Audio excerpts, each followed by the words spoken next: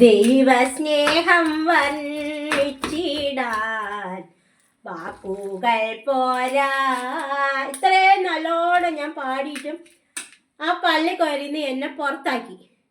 ഹോട്ടലാണെന്ന് കരുതി ബാബ ഷേപ്പ് കയറാൻ എന്തുണ്ട് കഴിക്കും പോരട്ടെ 2 പ്ലേറ്റ് എന്ന് പറഞ്ഞു കുടുകൂടെ ചിരിപ്പിച്ചിട്ട് പെണ്ണുങ്ങളെ ചിരിപ്പിച്ചതിലെന്നും എന്നെ കുടുംബശ്രീ ഇന്ന് പുറത്താക്കി. ദേശഭക്തി ഗാനം ആവേശത്തോടെ ഇത്തിരി ഉറക്ക പാടിയെന്നും പറഞ്ഞുകൊണ്ട് കൊച്ചിൻ്റെ സ്കൂൾ ടീച്ചറെ വിളിച്ച് പറയുന്നതിന് പാരൻസ് മീറ്റിങ്ങിൽ വന്നോ വരുതെന്ന്. പോട്ട് ചക്കകാലം അല്ലേ, ഇത്തിരി ചക്കയൊക്കെ തിന്നാത്ത ആരുണ്ട്?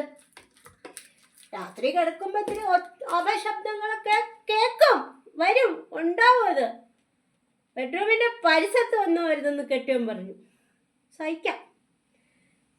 ഇന്നലെ പത്രം കണ്ടുവന്ന മെനേട്ട മൊട്ടത്തല്ലയും പറയല്ലേ ഈ നാട് വിട്ട് പൊക്കോളണമെന്നു.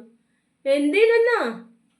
ഞാൻ ഈ പണിയൊക്കെ കഴിയുമ്പം ആ വാതിപ്പടി ചെന്ന് പത്രവാർത്തത്തിൽ ഓർക്ക വായിക്കും. ഈ പാലോട് വനമേഖലയിൽ എന്തോന്നു ആന ഇറങ്ങി പഞ്ചായത്ത് പ്രസിഡന്റ് രാജിവെക്കണമെന്ന് മെമ്പർ പറഞ്ഞു. നമ്മളിതൊക്കെ ഇത്തിരി ഓർക്കാം. അല്ലെങ്കിൽ നമുക്ക്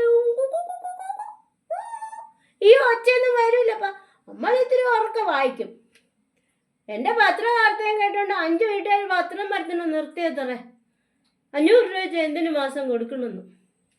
പോരെ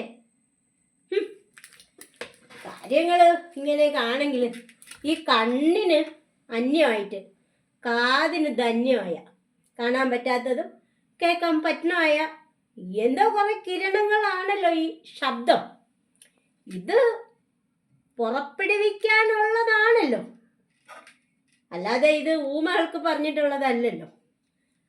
അങ്ങനെ പറയുന്നതിൻ്റെ പേരിൽ നമ്മൾ ആർക്കും വേണ്ടപ്പോൾ നമ്മൾ ഉറക്ക പറഞ്ഞോടുന്നു. എന്തൊരു ഉറക്ക. എൻ്റെ പേര് ഷൈജു, ഞാൻ പാലോട് നിന്നാണ് വരുന്നത്. ദേവന് മയില് ദേശീയ പക്ഷിയാണ്, വേറെ തെറ്റിദ്ധരിക്കരുത്.